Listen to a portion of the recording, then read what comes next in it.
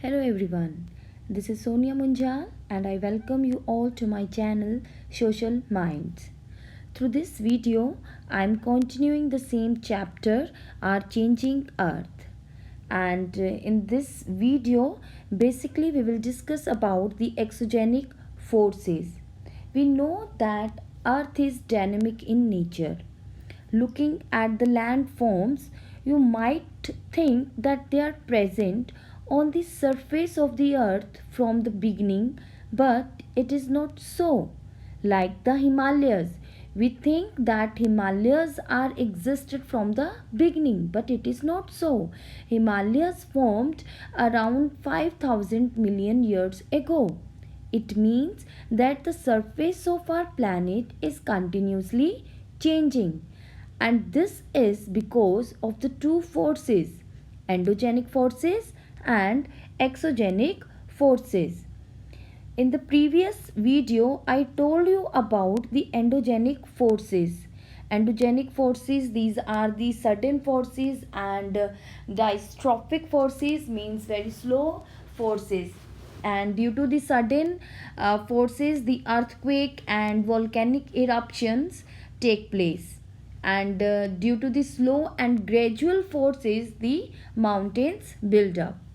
Now in today's video we will focus on exogenic forces. First of all, exogenic forces means which act on the surface of the earth. जो forces की वजह से जो अर्थ के ऊपर changes आते हैं, that is due to the exogenic forces, and that forces are called exogenic forces.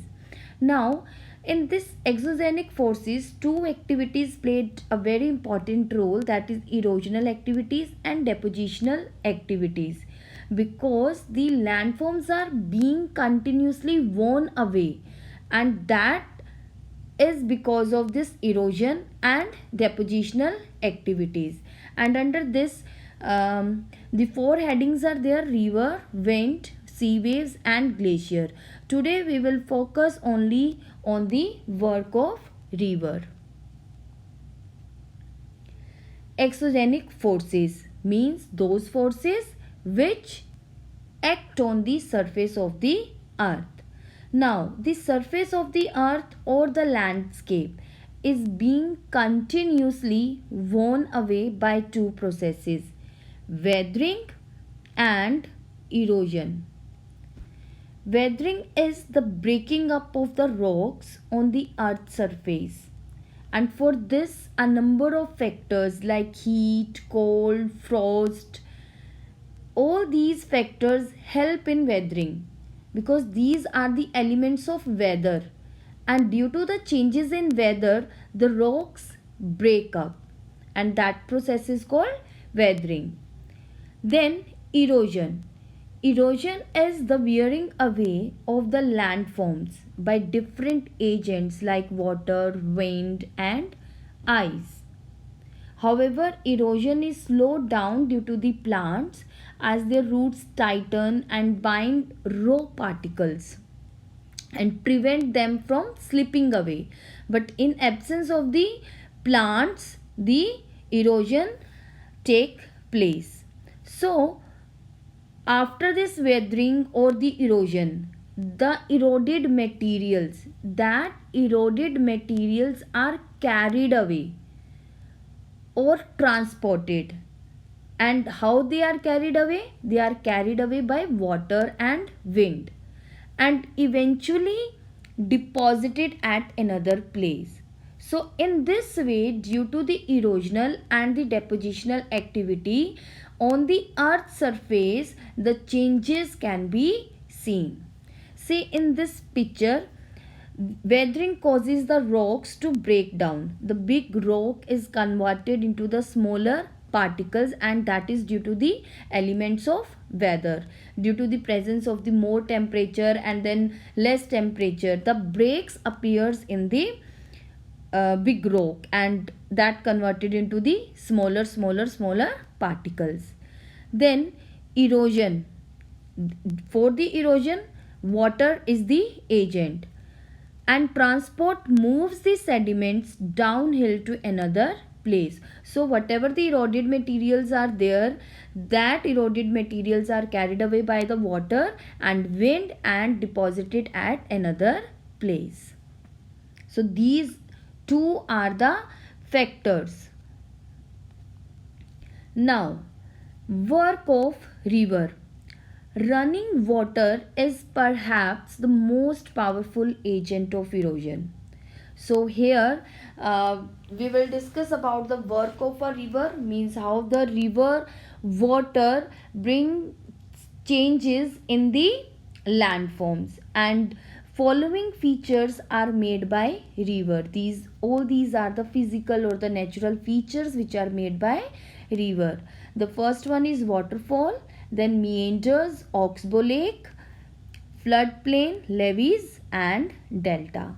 All these we will discuss in detail as well. So basically these are the features which are made by the river. Now, before the formation of that physical features, it's very essential to understand the course of river. The course of river means from where the river originates and where the journey of river ends. So from the beginning to the end of the river, that is the course of river, and that divided into three categories: the upper course, middle course, middle course and lower course. Now as you can see in this picture, the different names are written, and the entire journey of the river is divided into three categories. Now see the upper course area. This is the upper course area. Here the slope of the land or slope of the mountain is very steep.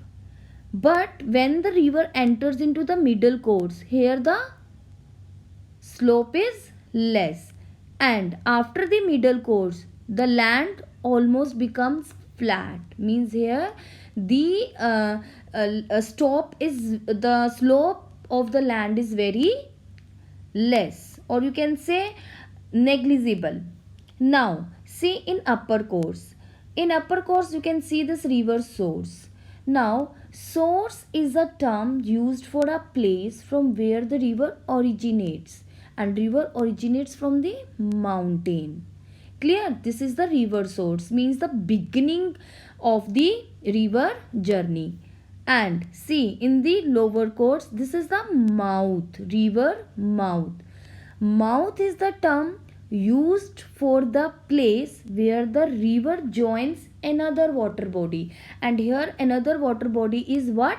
Ocean. So from the origin point to the ending point, the entire journey is divided into three courses: upper course, middle course and lower course, depending upon the slope of the land. Now in the upper course, the formation of the waterfall take place. In the middle course, the formation of oxbow lake and meanders. Then in lower course, floodplain forms and delta forms. So these are the physical features made by the river in the different courses of river. Clear? So these physical features are very important, and all these physical features are made due to the erosional and depositional activities. So let's start with the formation of waterfall. The running water in the river erodes the landscape.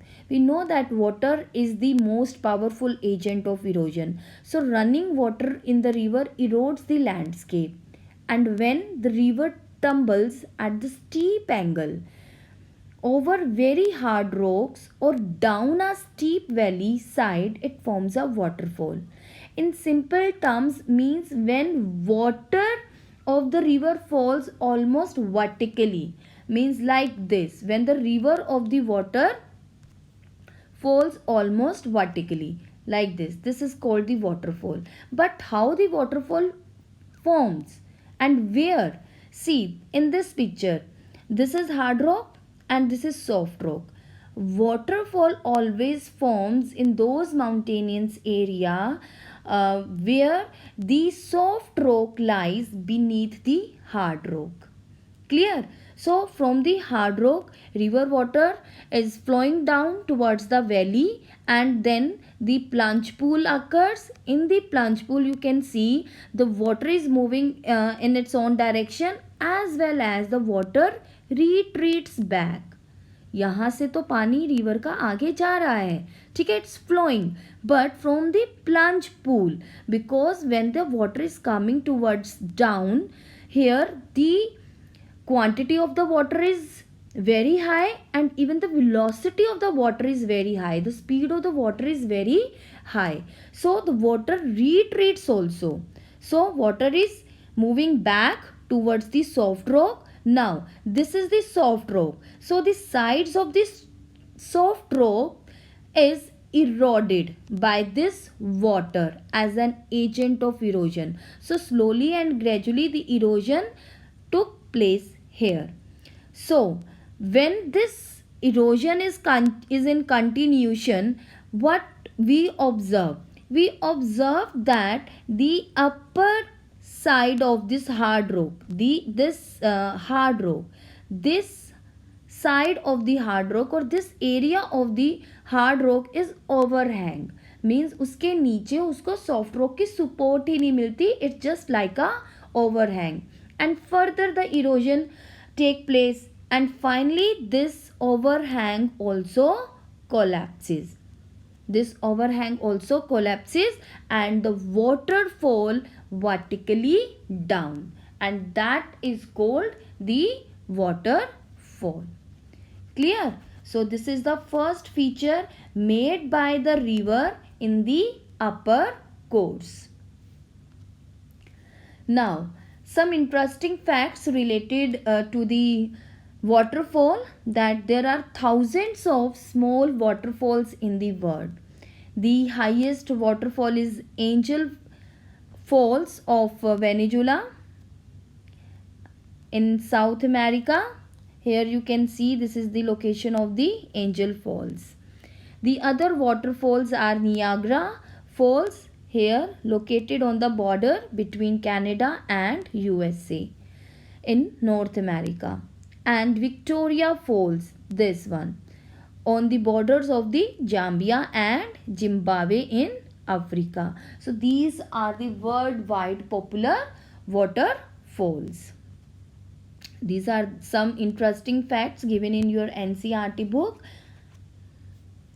Now the next one is the formation of meanders and oxbow lake. Now meanders are what? We know that rivers are coming from the mountain. So when the river enters the plain, it twists and turns, forming large bends known as meanders. Twist and turn means river आ रही है और ये twist and turn है. These twists and turns are called meanders. Now, due to the continuous erosion and deposition along the sides of meander, the ends of the meander loop come closer and closer. In due course of time, the meander loop cuts off from the main river and forms a cut-off lake. Now see in this, the yellow portion is showing the areas of deposition and the red one is showing the area of erosion, and this is the main river. This is the main river. See, now this is the meander. Now on the sides of the meander, erosion is also going on. This side erosion is going on, and towards the inner side deposition is going on. So what ultimately due to the erosion and deposition happens, that this curve of the meander finally cuts off from the main river. So the main river took a straight river course, and finally that portion cut off from the main river and forms a oxbow lake. So that loop of the meander, when it's cut off from the main river, that becomes the oxbow lake. So this circular loop is completely cut off from the main channel and results in the formation of Oxbow Lake. Clear? So this is the second feature made by the river, that is the formation of meanders and Oxbow Lake, and this generally happens in the middle course of the river. Now, floodplains and levees. Floodplains, as the river overflows, it deposits layers of fine soil and other material called sediments along its banks. Now, as the river overflows, when the river overflows, we know that most of the floods are caused in rainy season, as the water spills over the banks causing flood, and on receding, this water leaves behind alluvial deposits over a large area on both sides of the river. See, this is river. During the rainy season, water spills over its banks. But after the rainy season, the water recedes. पानी क्या है? पीछे चला जाता है, उसका level कम हो जाता है. But river water carried so many sediments, alluvial deposits, silt, clay, etc., and that finally gets deposited on both sides of the river, east side or east side, and this deposited alluvium forms a relatively flat region known as flood plain. So here the deposition is in abundant quantity near the river channels. After the floods, these deposits pile up along the banks of the river. These are the banks of the river, and formed raised embankments, and these embankments are called natural levees. Clear? तो ये flood plain है, और river banks के साथ ही जो raised bank है, raised bank जो ऊपर उठी हुई जो अर्थ है, और वो भी अर्थ पर क्या है? डिपॉजिट्स हैं alluvium के, that are called the levees. And these flood plains and levees are very important for the agriculture because these are very fertile. So for the purpose of cultivation, these are very important. So in our country, Ganga and Brahmaputra river forms the northern plains. Now the formation of delta. Delta, as the river approaches the sea, the speed of the flowing water decreases. Means from the beginning, from the source of the river, when it starts its journey, and when the river approaches towards the ocean or towards the sea, till that time river carries too much material and river enters into the flat area, so the speed of the river water becomes very slow, and the river begins to break up into a number of the streams called distributaries. See in this diagram, this is the main river, this is the main river. Now here the speed of the water is less and the eroded material are also too much with the river. So ultimately the river, the main river, divides itself into these different channels, and these channels are called distributaries. Now here the collection of sediments from all the mouth of the distributaries, these are the mouth of the distributaries. Mouth वो area होता है जहाँ पर एक river water सी या ocean में enter करती है, that is the end of the river. So here at the end from all the mouth of the distributaries that generally take a triangular shape, and that is called the delta.